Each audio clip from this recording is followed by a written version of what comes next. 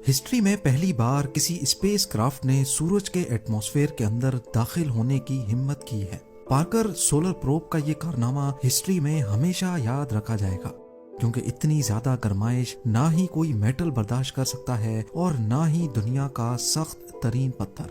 تو پھر سوال اٹھتا ہے کہ آخر پارکر سولر پروب اتنی گرمائش میں میلٹ کیوں نہیں ہوتا؟ ہزاروں نہیں بلکہ لاکھوں ڈگری کے ٹیمپریچر میں بھی یہ بالکل پرفیکٹلی کیسے کام کر رہا ہے؟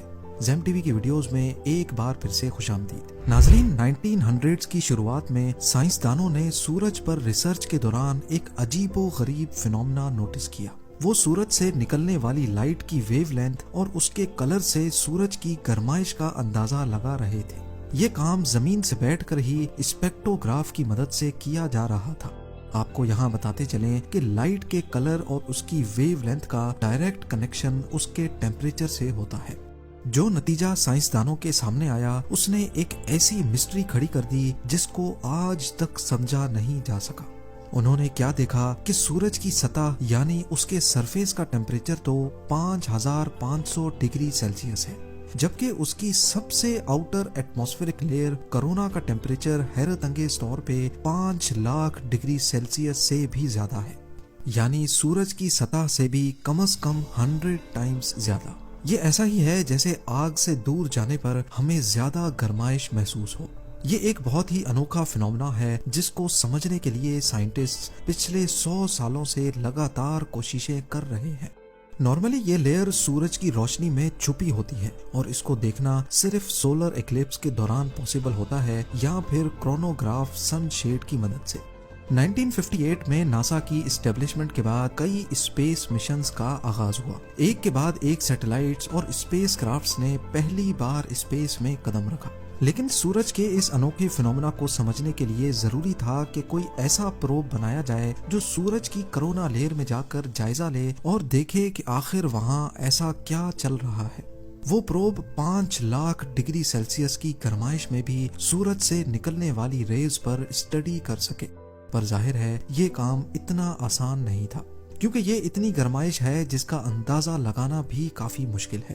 آئرن کا میلٹنگ ٹیمپریچر 1500 ڈگری جبکہ دنیا کا سب سے سخت میٹل ٹنگسٹن ہے اور اس کا میلٹنگ ٹیمپریچر بھی 3422 ڈگری سیلسیس ہے، یعنی سورج کی سطح ہی ان دونوں میٹلز کو پلک جھپکتے ہی میلٹ کر دے گی۔ تو سوچیں کرونا لیئر جہاں لاکھوں ڈگری کی گرمائش ہے وہاں ان کا کیا حال ہوگا۔ پارکر سولر پروب کی ڈیزائننگ اور ڈیولپمنٹ تو ایک مسئلہ تھا ہی، پر اس کو سورج تک پہنچانا اس سے بھی بڑا ایشو تھا۔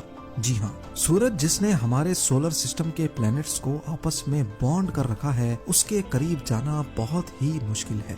سب سے پہلے تو یہ سمجھ لیں کہ اگر کسی سیٹلائٹ کو ارتھ کے آربٹ سے نکال کر واپس ارتھ پہ لانا ہو تو اس کی اسپیڈ کم کرنی پڑتی ہے تاکہ ارتھ کی گریوٹی اس پر حاوی ہو سکے اور اس کو اپنی طرف اٹریکٹ کرے۔ اسی طرح اگر اس کو ارتھ پر نہیں بلکہ کسی اور پلینٹ پہ بھیجنا ہو تو اس کی اسپیڈ بڑھائی جاتی ہے تاکہ وہ ارتھ کے آربٹ سے باہر نکل سکے۔ سپوز مارس پر اگر کسی اسپیس کرافٹ کو بھیجنا ہو تو پہلے اس کو راکٹس کی مدد سے ارتھ کے آربٹ میں لایا جاتا ہے اور اس کے بعد صحیح ٹائم، صحیح اینگل اور صحیح اسپیڈ سے اس کو ارتھ کے آربٹ سے نکالا جاتا ہے۔ ارتھ کے آربٹ سے اسپیس کرافٹ کو نکالنا بہت انرجی کنزیومنگ کام ہوتا ہے۔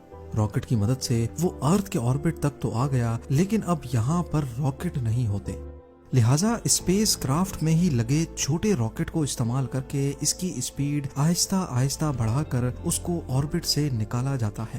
مارس کیونکہ ارتھ سے سورج کے مقابلے میں بہت قریب ہے، اسی لیے جس اینگل میں اسپیس کرافٹ کو لانچ کیا جاتا ہے وہ اینگل اتنا زیادہ نہیں ہوتا، لیکن سورج اور ارتھ کے درمیان کا ڈسٹینس 150 ملین کلومیٹرز ہے، اور ارتھ کے آربٹ سے نکال کر اس کو سورج کے آربٹ میں ڈالنے کے لیے اینگل بھی بہت بڑا چاہیے اور ظاہر ہے انرجی بھی۔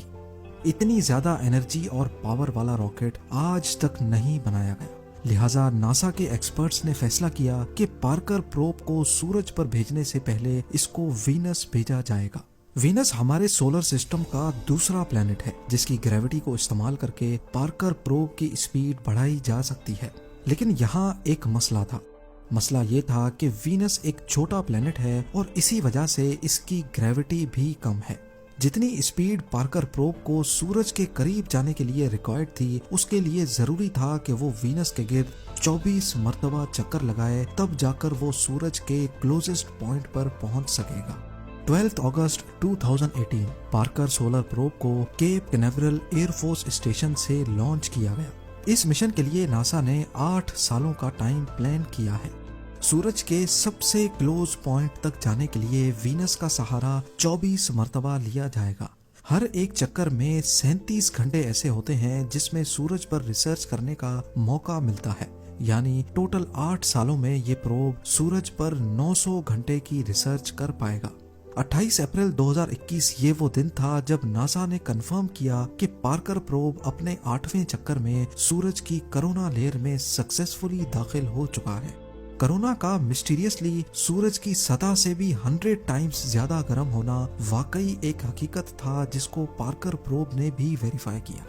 लेकिन ऐसा क्यों है? कौन सी ऐसी ताकत है जो मिस्टीरियसली कोरोना लेयर को सूरज की सतह से भी ज्यादा गर्म कर रही है?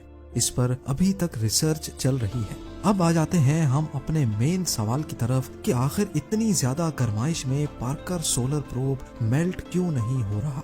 पार्कर प्रोब की जो साइड सूरज को फेस किए हुए है, वहाँ एक हीट शील्ड लगाई गई है जिसको कार्बन फोम से बनाया गया है।